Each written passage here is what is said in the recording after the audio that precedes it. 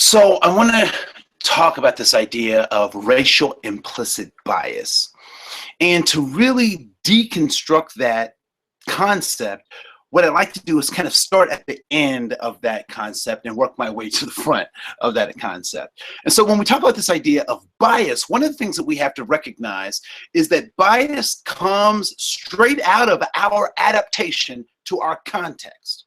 And so because I come from a particular context, I am biased. And once we're aware of the context by which we come, then we can understand our bias. Here's an example.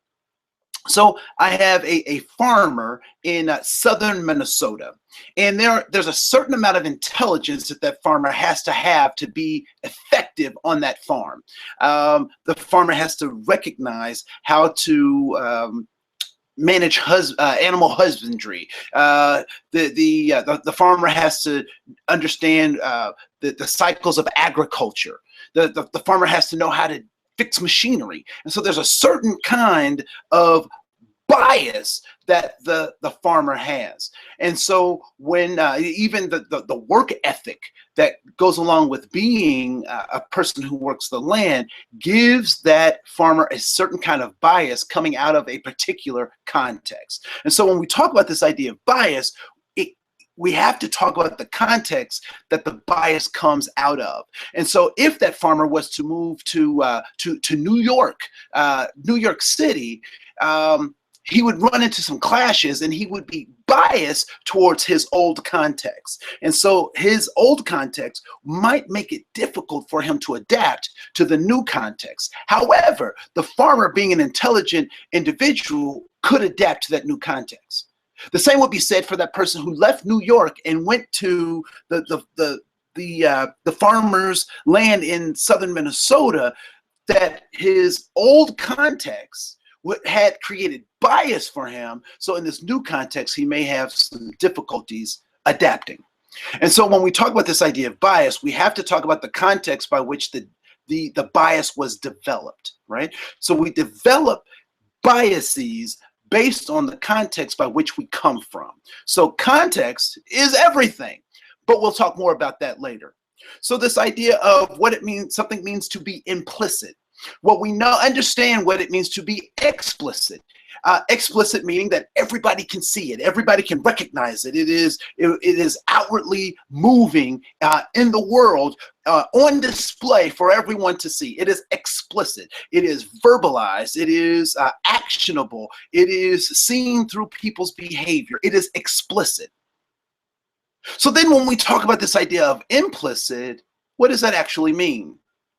What it means is that you and I have, because of the context that we come from, not only these explicit biases, but we also have implicit biases. We have things that we've picked up, nuances that people haven't sat down and said, here are the rules about these other groups of people or how to interact with the world, but we've picked those up.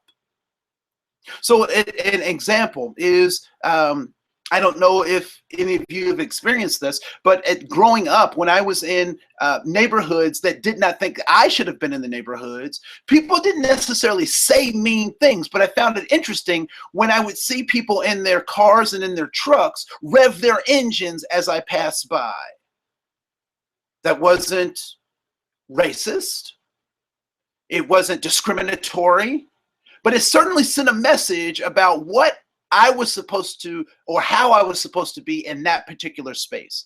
And so when we talk about these implicit biases, we have to talk about, again, the context by which these biases come from. And so the way we even talk about this idea of race relations, we have to identify that we come from a context that is preloaded with lots of stuff. And that the way that we use language and the language that we use becomes very important in how that impacts our implicit bias. And so when we think about this idea of race, if you will, I want you to think about the language that we use that starts to play on our subconscious, that dictates our behavior or helps to dictate our behavior. So for example, I find it interesting that when a nightclub is at its highest point, when the music is the most thumping and the crowd is the most thriving, is when it's dark. And I also find it interesting that when they want people to leave, they turn the lights on. I find it interesting that when we talk about death in the passing of someone, what outfits are people supposed to wear in honoring the deceased? They are to wear black. But when we're celebrating new life, we make sure that the bride is wearing white. Even if she doesn't qualify, we make sure that she's wearing white because that signifies life.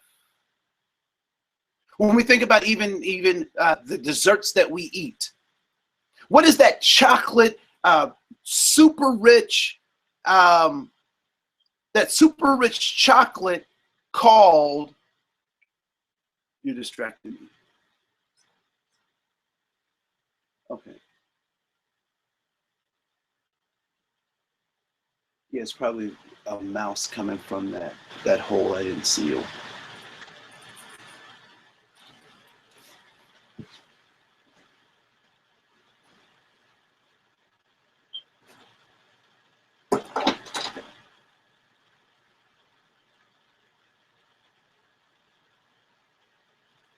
Yeah, it's stuck in a box over there. I'll take care of it.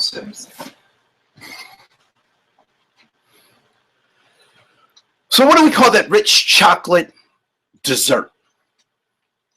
The one that's chocolate. We call it devil's food cake. What do we call the light, fluffy dessert? We call that angel food cake. As you think about those particular concepts and what those particular things mean, at least for me, what that starts to say is that what we've done is we've created a paradigm where we start to equate colors with things that are good or bad. And I would like to suggest to you that race is a construct, that thinking about differences and seeing differences is not problematic. It's not problematic. But the values that we associate with what we think we see becomes problematic. And so currently there are situations happening all throughout the United States where Black people are being pulled over because of how they look, because they look like a suspect. I'm sure that happens with white people, but far too often with people of color and Black people specifically, and Native people, it happens with such grave consequences to everyone involved. And so when we talk about this idea of racial implicit bias, we know that bias comes out of a context, and implicit means that we haven't necessarily been taught that, we haven't necessarily studied that, but those are things that we've picked up in our subconscious mind, and now we're applying our values to the things that have been in our subconscious mind, and they have real impacts on people. So let's talk about this idea of race, because race is a very interesting concept, and we have to talk about that concept to really get our hands on how we can be actionable to resolving a number of our problems, particularly identifying our own implicit bias. Now, one of the things that I did, I was the affirmative action officer for Anoka County, and part of my responsibility in the county was to look at our HR data, our human resource data, create reports that I sent to the federal government, and race and cultural designations were mandated by the report structure. Now, what I found very interesting was as I looked at those race descriptors, and you'll see this in another slide, but when I looked at those race descriptors, there were some very interesting things about those. And again, you'll look at those at another slide. But what I found most intriguing was that when I looked at the United States, we had a particular way to talk about race, ethnicity, and culture. And when I looked at Canada, Canada had a different way of thinking about race, culture, And when I looked at Australia, they had another way of thinking about race and ethnicity and culture. And when I looked at Argentina and Brazil, and I looked at China, and I looked at New Zealand, and I looked at West Africa, and I looked at the Democratic Republic of the Congo, and when I looked at South Africa, what I found was that these descriptors of race depended on the governmental systems that define them. And so when we talk about this implicit bias, when we talk about this racial consciousness, one of the things that we have to recognize is here in the United States, we define race and ethnicity very differently than other parts of the world, which supports the concept that it is a artificial human construct. And I would suggest that it is a governmental construct. That government, Thomas Jefferson called upon science to determine if Native Americans were human. And secondly, if African Americans were human. And so under that mandate, Thomas Jefferson asking that question, science answered him. And they came up with the fact that they are, in fact, different races. Now, we'll talk more about race later in this presentation, but I did just want to give you that race is a political construct designed by governments to organize their people in a particular kind of way. It is not biological. It is not sociological. It's not anthropological. It is designed by governments to organize their people in a particular kind of way. What's the next question? How does implicit racial bias impact disparities? Okay. So how does implicit racial bias impact disparities? So first of all, let's talk about what is a disparity. The concept of disparities is a very interesting one because it's easy to find a disparity when you're comparing apples to apples, right? Apples to apples, when you're comparing things that are very much alike. Unfortunately, in the United States, we've not had a playing field that has ever been level. It's never been a level playing field.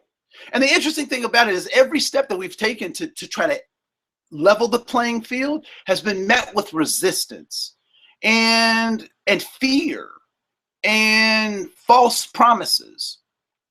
Example. 1863, the Emancipation was signed, and that gave all of the people held in the system of slavery relief. It freed them, particularly those in the South. It gave them their freedom to interact with the world. Unfortunately, it wasn't until 1865 that they actually were granted the kinds of rights that we would even call equal rights. And then quickly after that, those rights were revoked. I'll show you a video on that in just a minute as well. And so as we talk about this even playing field, we've wrestled with that. We've wrestled with having this even playing field. So when we start talking about disparities, one of the things that I find interesting is that African Americans and Native Americans, on any indicator that you want to find, are doing poorly. And mostly because we're not comparing apples to apples. We're comparing African Americans and Native Americans against the white mainstream, who has for a number of generations benefited from the subjugation of those other two groups. Now, it's very interesting that my brothers and sisters will often say, well, I didn't have anything to do with slavery. I didn't have anything to do with the execution of Native Americans. Why should I be held accountable? The problem isn't that you weren't a part of that. The problem isn't that you actively engaged in those things. The problem comes when you don't recognize that the privilege and the power that you've received have come at the expense of those other two groups. So when we start talking about this idea of implicit bias happening in impacting disparities, it becomes excruciatingly painful as a person of color who has pulled myself up on my bootstraps to be discounted by people saying that I got where I was because of affirmative action or because of some special program.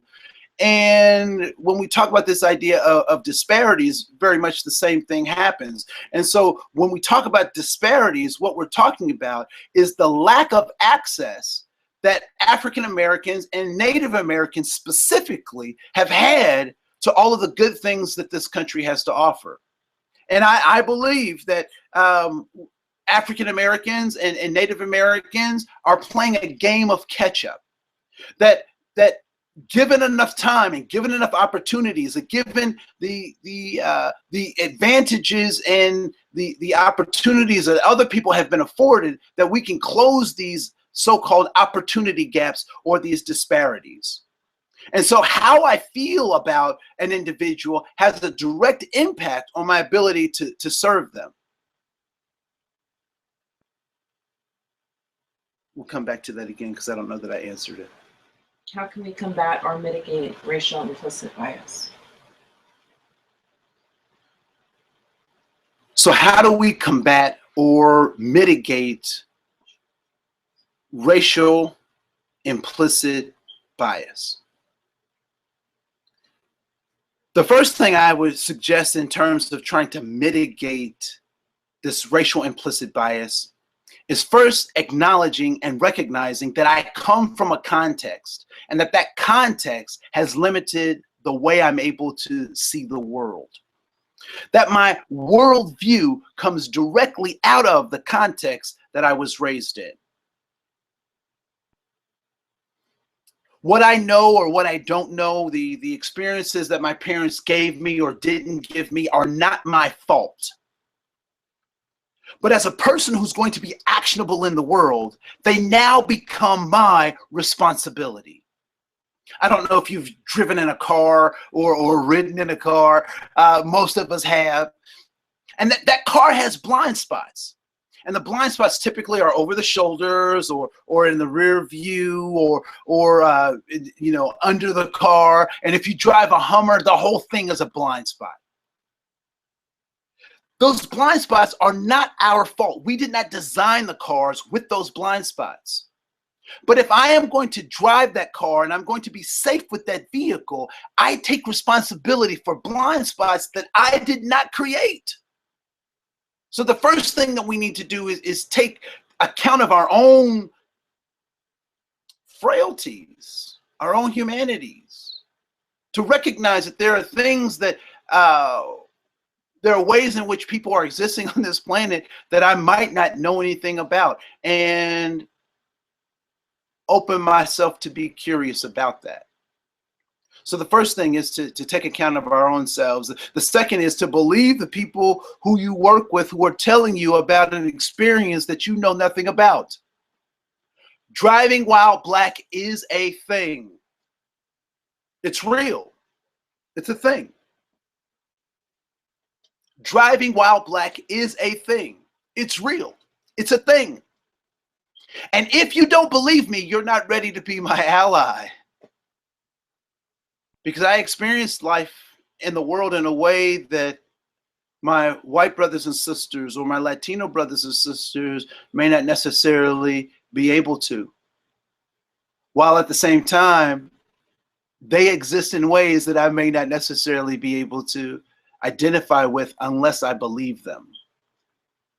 Thirdly, how do we mitigate racial implicit bias? First of all, thirdly, we have to look at what race is.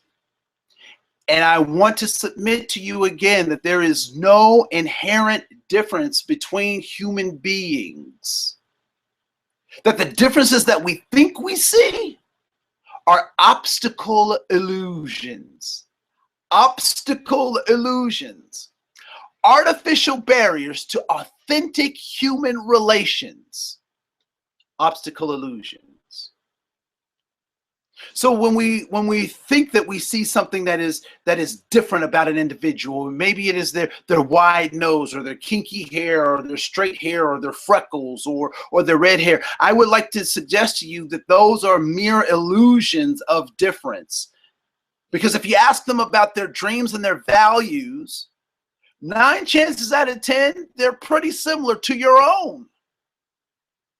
When we also think about this idea of racial implicit bias, I want you to think about a stereotype about a group of people. Maybe those people steal. Maybe those people are drunks. Maybe those people can't jump.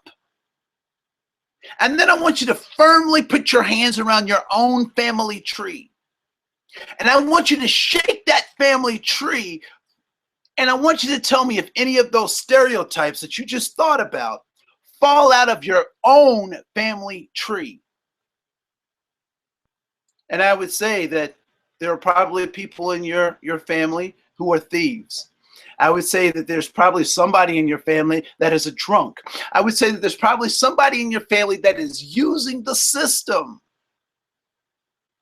I would also say there's probably somebody in your family who can't jump. When we think about how we relate to other people, it is crucial to recognize that the differences between human beings are obstacle illusions, artificial barriers to authentic human relations. And lastly, how do we overcome or how do we mitigate these racial implicit bias? Make them explicit. Make them things that you talk about. Take the boogeyman out of the closet and call it for what it is. I remember being in a conversation with someone, and they said, "You know what? This funder wants us to talk about the racial makeup of our group," and I really feel like diversity is much more than just skin color. It's so multifaceted that skin color just limits our ability to deal with these issues. And I had to pause the person. I said, I agree with you that there is a multiversity of diversity, that there are lots of ways in which to kind of slice up the human family, if you will. But I cautioned her to really think about this concept, that although there are lots of ways to talk about diversity, when we look at the data, when we look at the disparities that we're facing in our organization and in our world, we cannot ignore those things. We have to call those things for what they are. And so consistently, I encourage people to call racism, racism.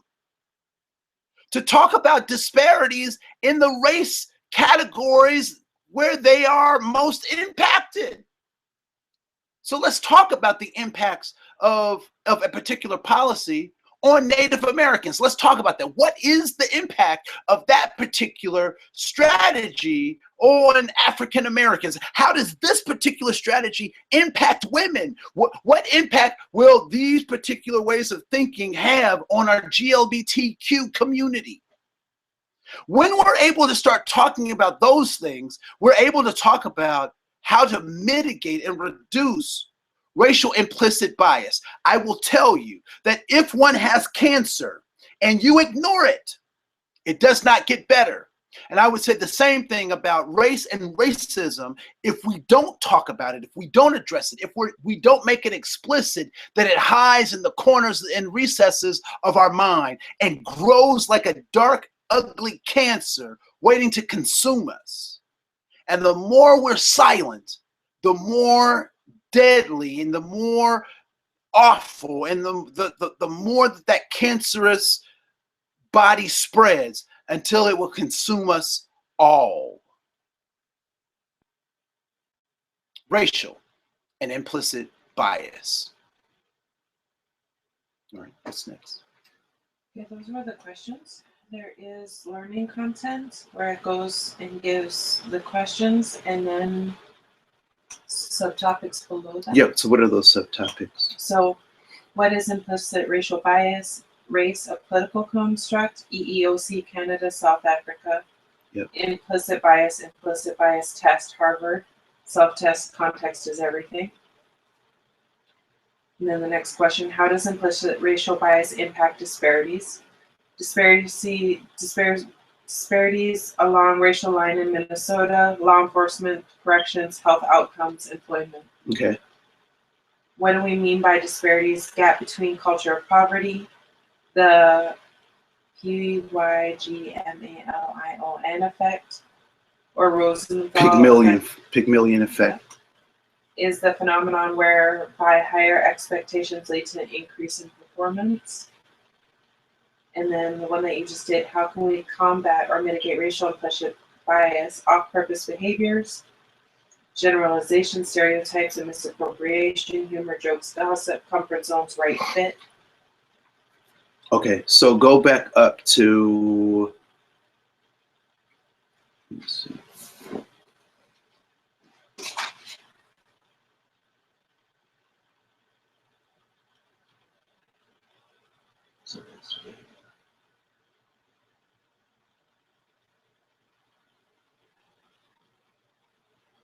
So let's do culture of poverty. What do we mean by disparities? Yeah.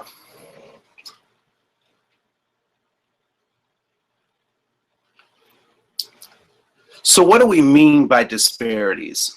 All